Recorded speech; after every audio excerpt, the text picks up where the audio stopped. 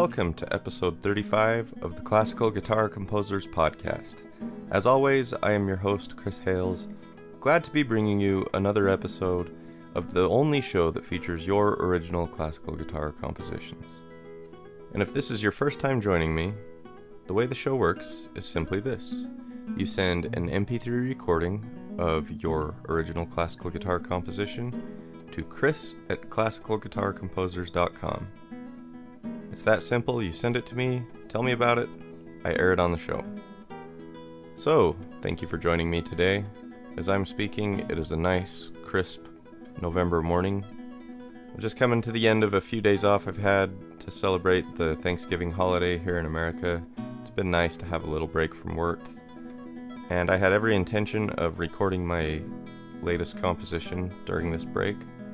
I was real excited to, and I kind of ran into a dilemma where I had to make a decision because the strings on my guitar are dead. And I mean dead. I can't even remember when I last changed them. I mean, it would have been this year, but it's probably as far back as like February that I changed my guitar strings. I used to change them several times a year, and these days I'm a little more lazy about it, but they're dead, and I've decided I don't want to record this piece until I get some new strings, so I've got to order some new strings. And maybe during the Christmas holiday, I will get that recorded. I don't teach guitar anymore, but when I did, I'd say the majority of my students were teenage boys.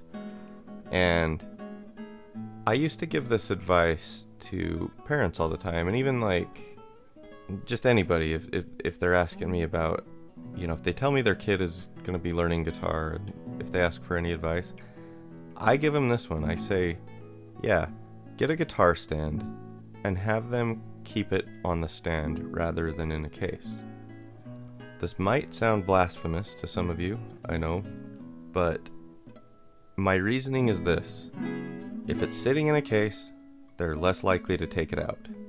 Unless you're being strict about an appointed practice time and all that. But still, even if you're saying your practice time is this and your kid is doing that practice, if it's not in a case, the kid is more likely, during moments of boredom, to grab that guitar and fiddle around on it. And it's that simple. If it's in a case and the kid's bored, I'd say 99% of kids, they're not taking that guitar out. But if a kid's bored and he's in his room and the guitar's sitting there, he might just grab it and, tinker around on it while he's trying to think of something to do. And this is true for me. I have plenty of guitars. I'd say most of them are in cases, but the ones I'm actually playing, I usually keep out. But the exception has always been my classical. Like my electric is hanging on the wall so that, sometimes I have a few minutes, pull it off, play a little guitar or whatever. But my classical that I had built, because it's such a nice guitar and that, I didn't just buy this thing from a store. It was made by a friend, and it's just a wonderful guitar. I've always kept it in the case until, I don't know how long ago I stopped. And the reason why was I was not really adhering to a practice time, and I was playing it less and less. And so I was like, you know what, I'm just going to take my own advice, keep it out of the case. And, that way I'm going to at least get in these little 5 to 10 minute tinker around guitar practices rather than only when I've decided to actually pull it out and practice. And sometimes those little 10-minute tinker sessions lead to compositions. When I sit down and just start like improvising, a lot of ideas have been born out of those kind of times. All that being said, I think that when you don't keep the guitar in the case, the strings go dull faster. I think like these strings, they went dull quite a while ago. And I think that there is a difference. I've noticed the guitar's a little dirtier, of course.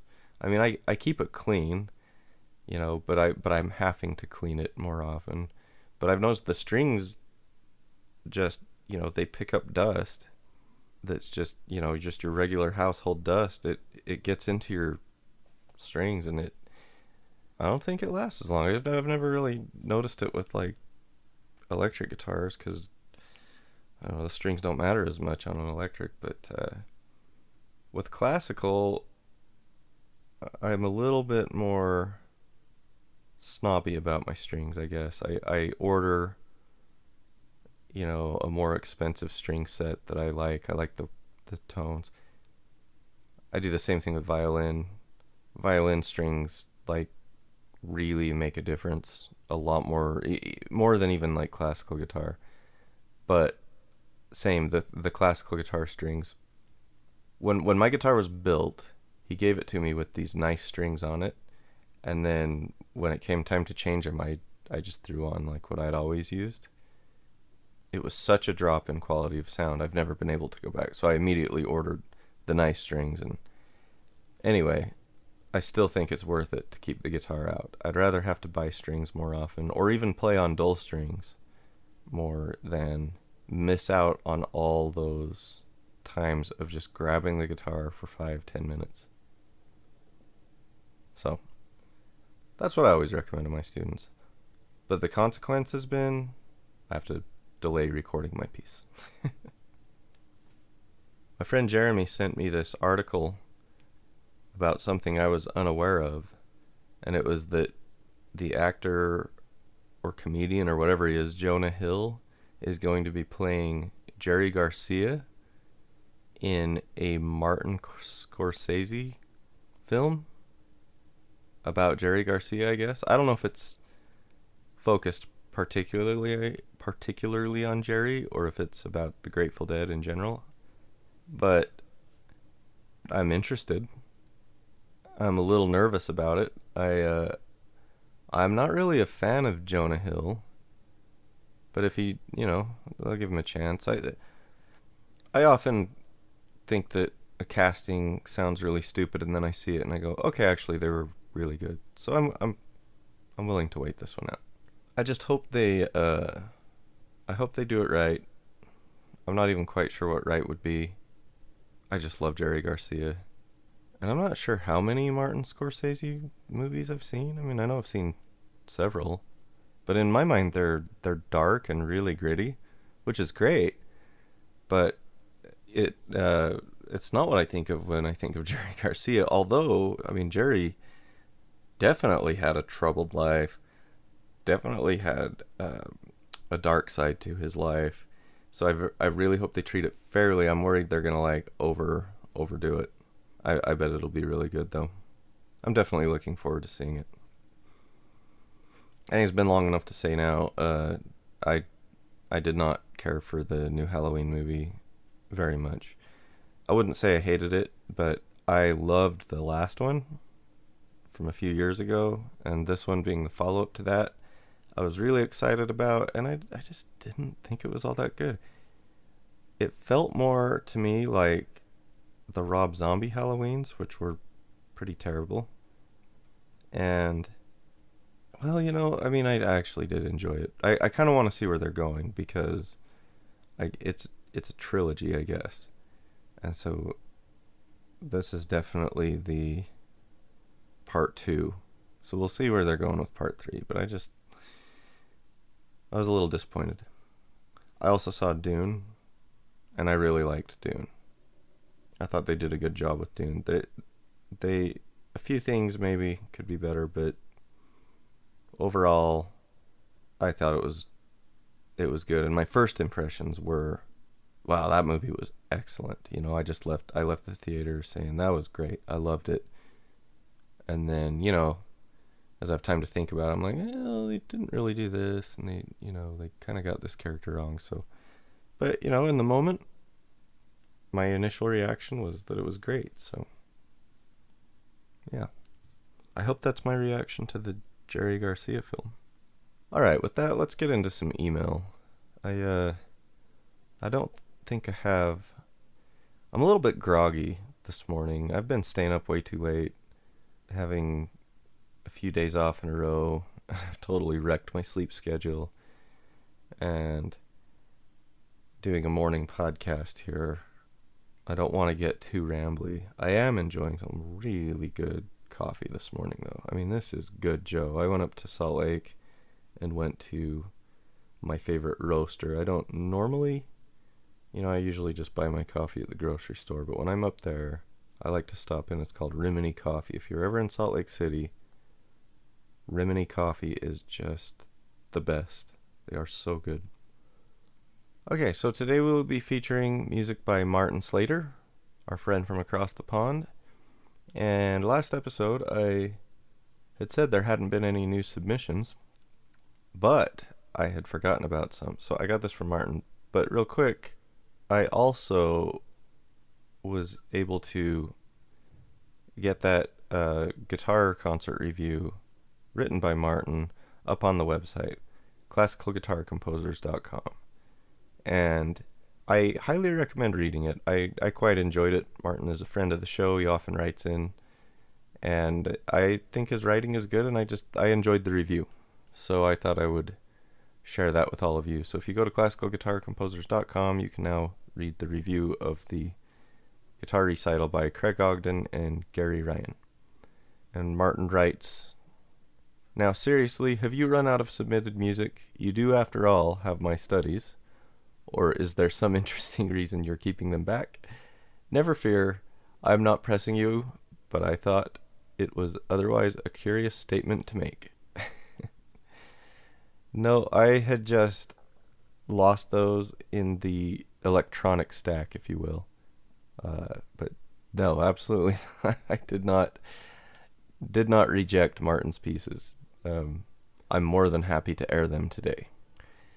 Martin continues, "My own music is currently in a nail-induced pause as 3 out of 4 nails decided to crack almost simultaneously and also steadfastly refused to give in to my gluing efforts.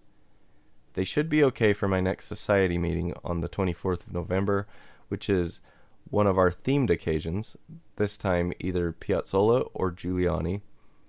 I will do the latter because I have a number of his pieces in my riding a bike category. I can literally just sit down and play them better with nails, of course. Do you have pieces like that?" Yeah. I like the way you put that. I do.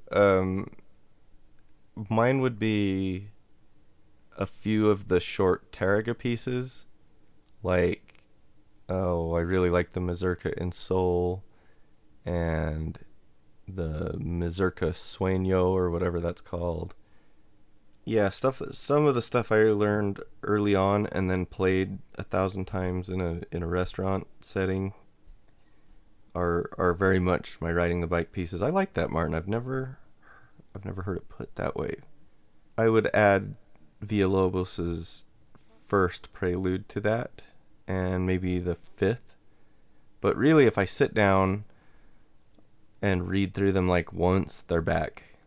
And I do have one Giuliani piece, at least, that I would say is like that. And it's one of the characteristic pieces, and it's La Melanconia. I think that's what it's called. And I definitely have some that aren't.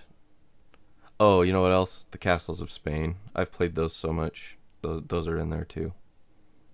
Yeah, I really like the way you've put that. Pieces that are not just the riding the bike pieces for me, I think would be some of the more difficult stuff I've taken on that never, like Rodrigo's, I think it's 3 Spanish pieces.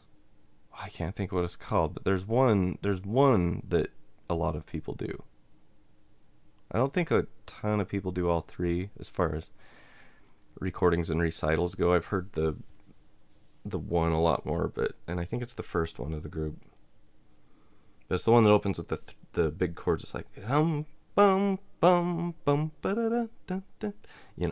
Anyway, that one was really fun to learn. It was hard, and it is not a ride the bike piece at all. So, yeah, I guess there's both. Most are probably right in between for me. Anyway, Martin continues.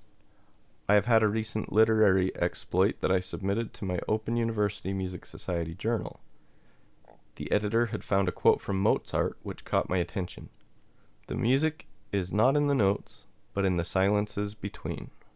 This, of course, got me thinking of the American composer John Cage and his piece 433, where he instructs the performer to sit there with their instruments in silence for that period of time. Anyway, I hope you are/have sorting your interesting conundrum with your neighbors. I know some folks do rather have an inflated sense of their own importance. All the best, Martin. I've made no progress with the neighbors. I've just kind of forgotten about it and let it go. They did trick or treat at our house. So, I'm more amused by it at this point than anything. Neighbor kid's not allowed to talk to me, but he is allowed to take candy from me. Anyway, listen, I adore Mozart. And I think the silence is between.